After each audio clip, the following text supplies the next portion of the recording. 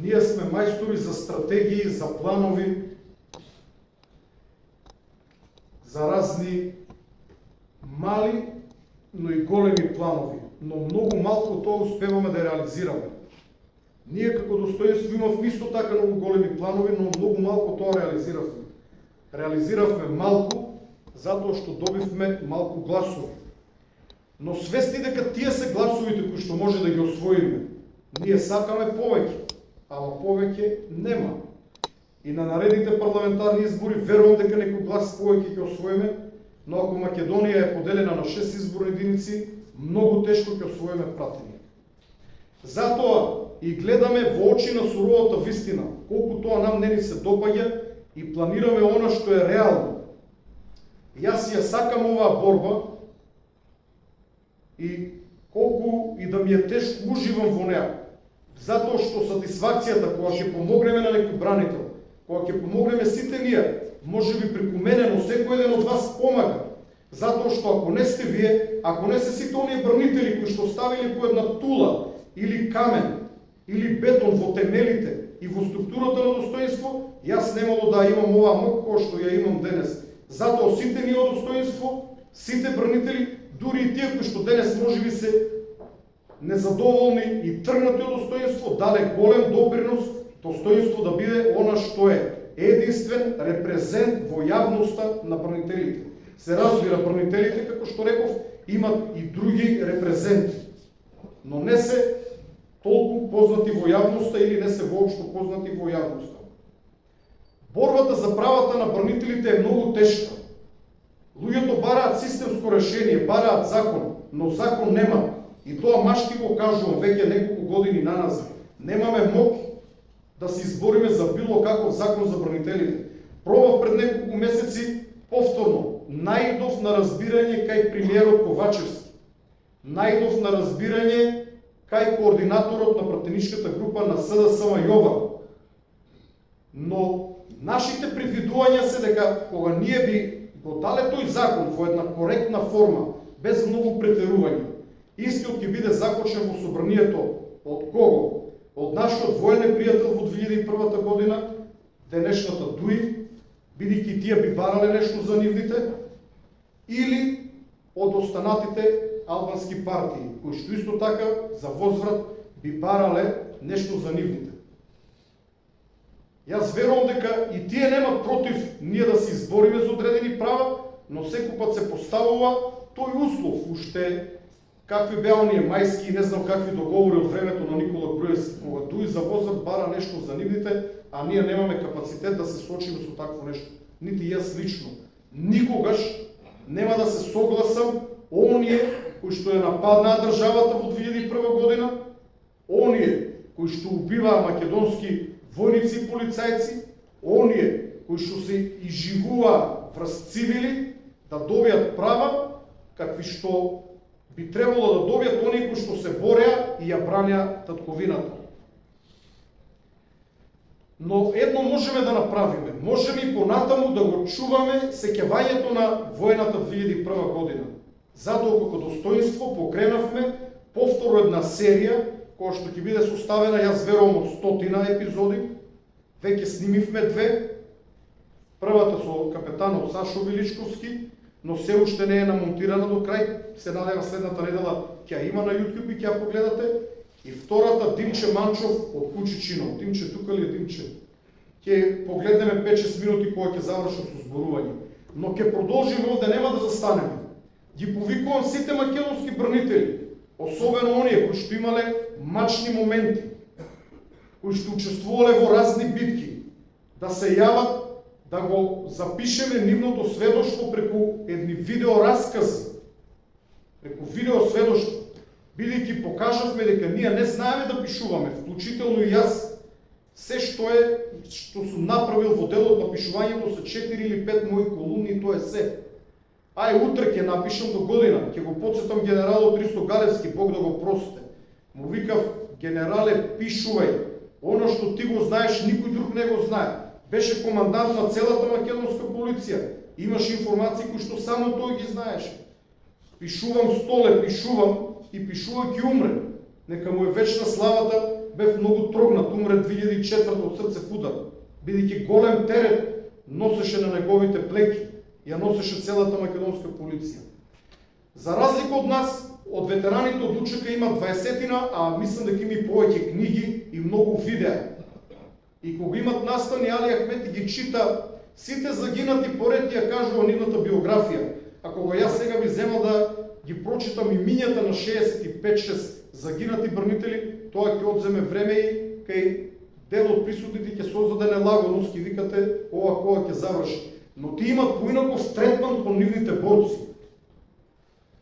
Албанците, вклучително Дуи, посебно Дуи, имат голема почит кон оние кои што се бореле за нивните цели, но и кон преживеаните.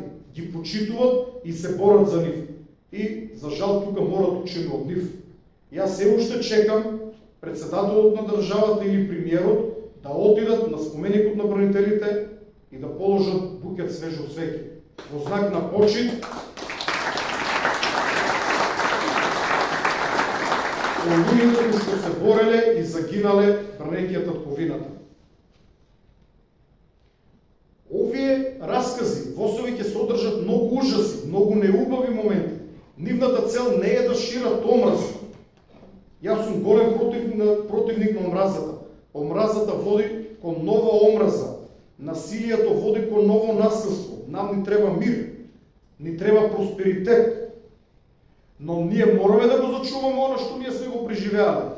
Никој не знае како му било на Звонко, кога на половина метро од очите му експлодирале 3 РПГ гранати, ракети се извино. Тие се волкави оние кои што ги знаете. Значи оде сега да фрлатат на петарда, вклучително ја, сите ќе подрипнеме. Замислете на пола метро од вашите очи да експлодира таква ракета. Мите Глигоров исто е овде, погоден со РПГ во Хермелин. И пламенот влезе внатре, ги запали сандаците со муниција. Со можно да експлодират и рачни бомби и се живо што имало во Хермелинот, па со кисела вода, гасни и така натака. Но само нафрлам сите овде, еве Горијан го гледам овде, но за него веќе е снимено сведоштво. Со снайпер погоден овде во Грклјан, ама пуста желба да се живее, остана жив и добар и ги користи традиционалните методи за лечење. Исто како и капитанот Сашо.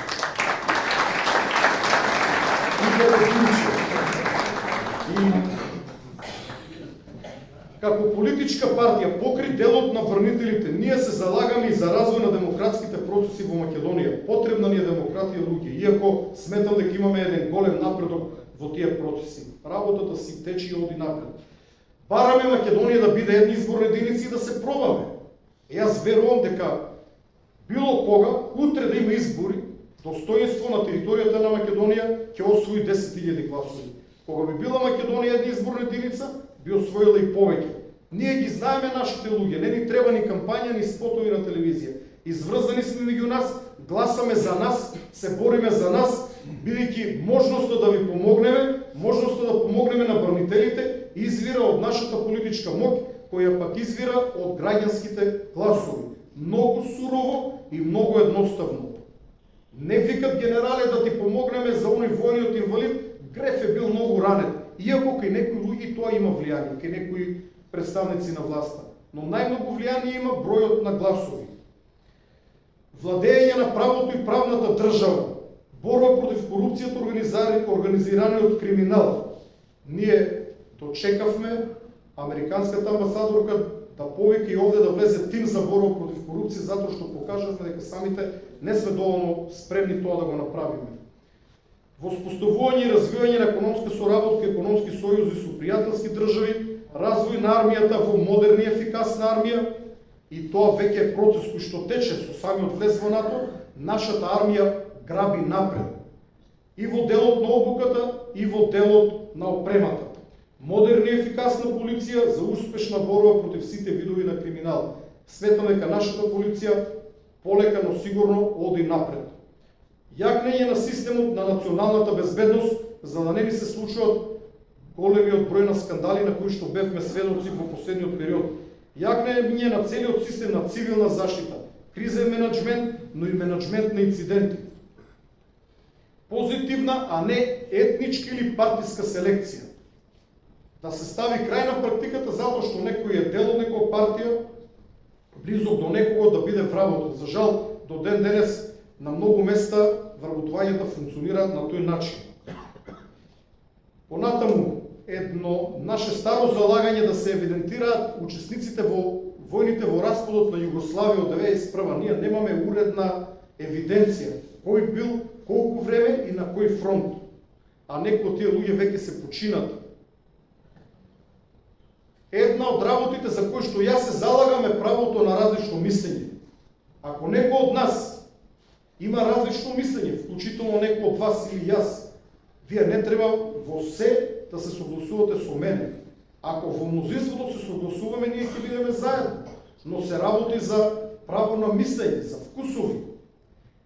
Не треба, ако некој мисли поинак од вас и вие да го мразите и да му посакувате смрт на него или на неговото семејство. И меѓу вас нема такви луѓе, но сведоци сме колку отров и омраза постојат на социјалните мрежи.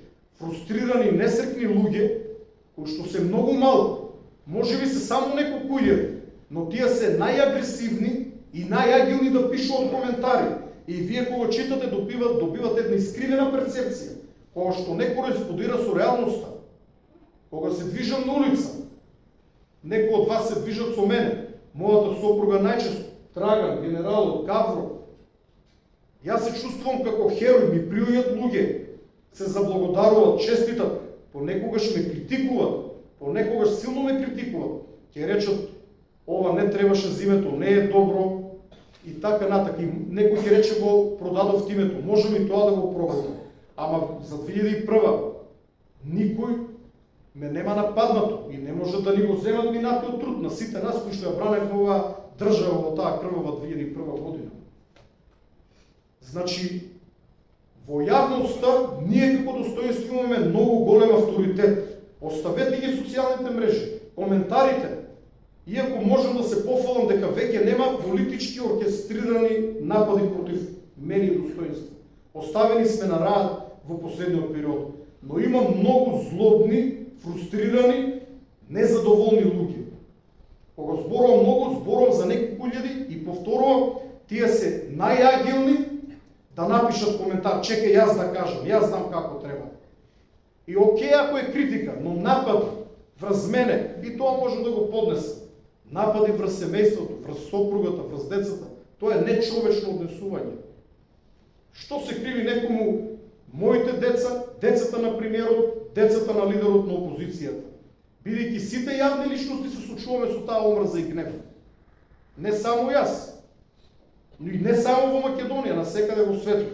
Затоа апелирам до вас. Водете љубов, а не војна. Доста беше омраза.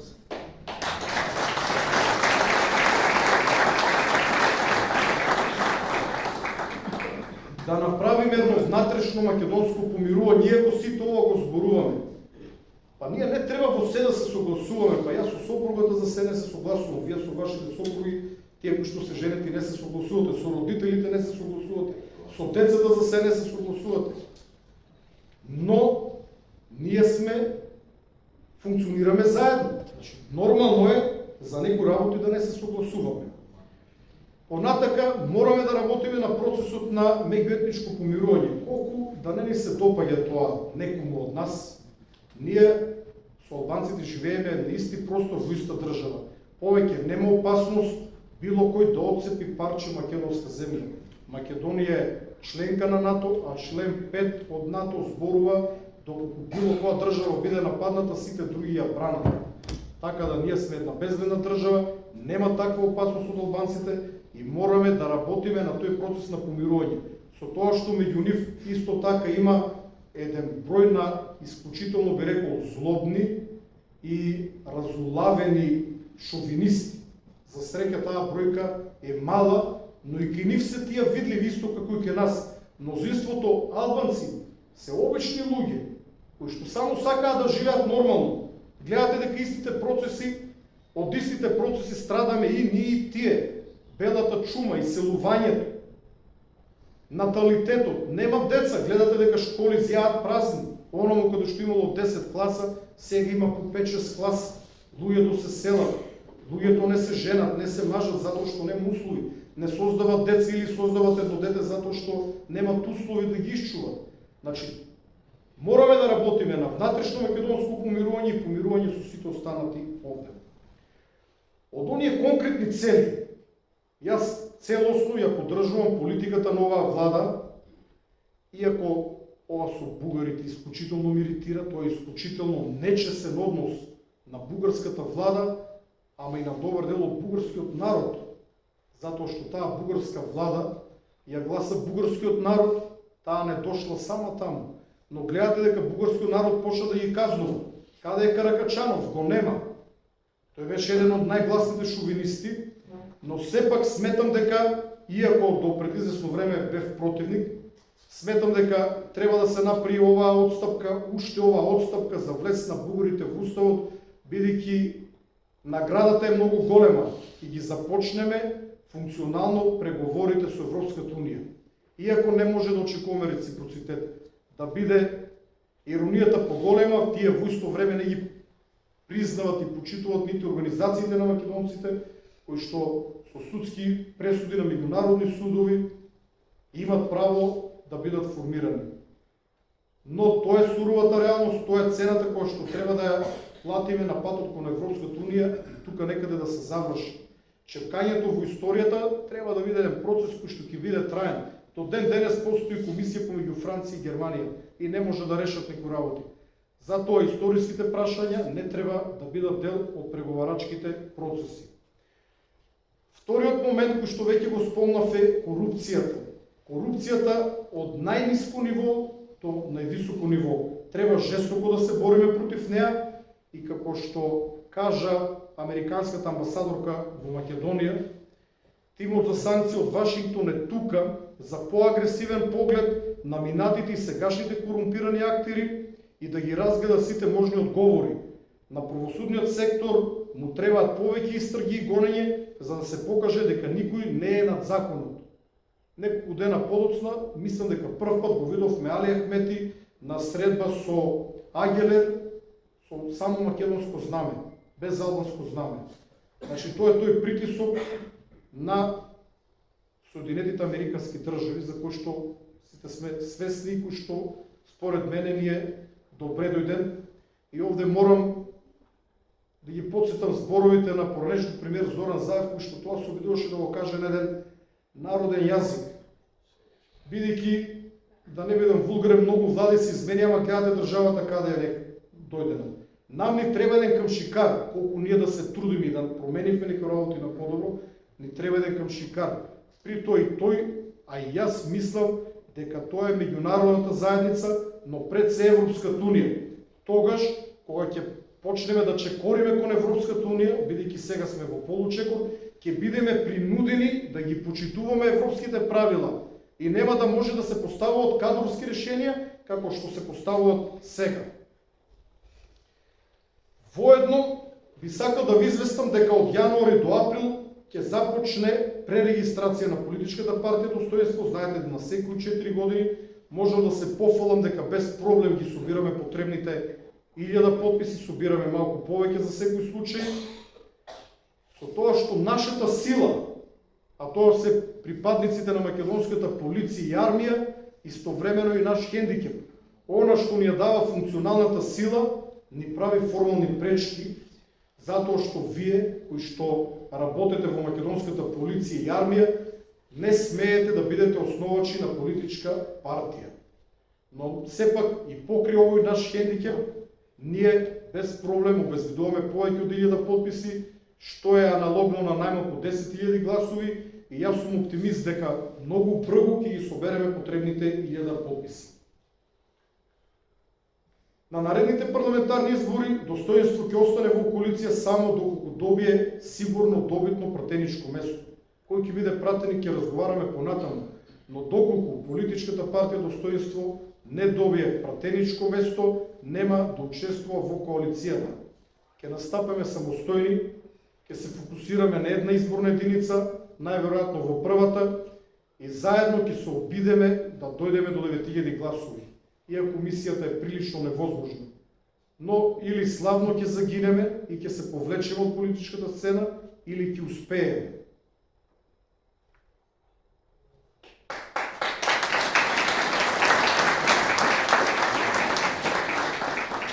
Можам да се пофалам со одлична соработка со СДСМ. Навистина сме почитувани.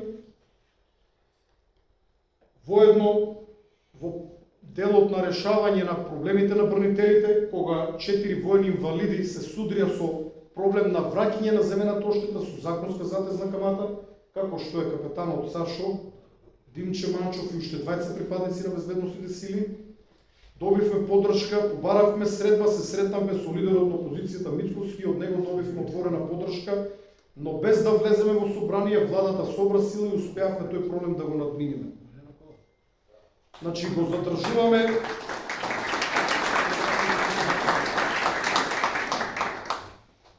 задржуваме правото на различно мислење и остануваме во коалицијата за некои работи, не за се. Генерално ние сме согласни со успешната политика на оваа влада, бидејќи во една ваква криза, односно повеќе кризи кои што ги имавме овие години, ова не е малку оно што е постигнато од страна на владата. Почнавме многу лошо со Преспанскиот договор, претрпевме огромна штета, некако, да речем, заздравивме од тој договор, од промената на името, се појави ковид кризата се одеднаш исчезна, но почна војната во Украина и енергетската криза и економската криза во цела Европа, не само во Македонија. Што се однесува во делот на бранителите, знаете дека се обидуваме да направиме еден ден на бранители, но не успеваме. Имам храброст тоа да го кажам. Ние треба сите заедно, но за тоа треба дефинитивно владина поддршка. Еден ден кој што ќе биде како празник за нас бранителите, да се сретнеме во една голема сала, да испиеме по некое кафе, пиво и ракија, да поразговараме за она што било 2001. Убави се тие средби, особено ако се на ниво на држава. Ќе се видат луѓе кои што не се виделе со десеттини години. Но еве не успеваме. Идејата е на Лазе од Велес, но не успеваме да ја заживееме оваа идеја. Најверојатно ќе треба Лазе да освоиме 5-6 пратеника за да ја наметнеме како владина политика. Одликување на загинатите од 91-а не успеавме да избоксуваме. Постои можност ние како достоинство да понудиме наше одликување, значи не државно, не владино, да се разбереме. Понатаму, одликување на бранителите од 2001 наше достоинство, оној кој што сака да земе, не сите. Сите бранители не се во достоинство, еден дел се во достоинство. Колкав дел не знам, но мислам дека најголемиот дел од бранителите дава поддршка на активностите на достоинство, па дури и оние кои што членуват во двете најголеми или во другите помали партии. Нашите активности во делот на бранителите имат широка поддршка.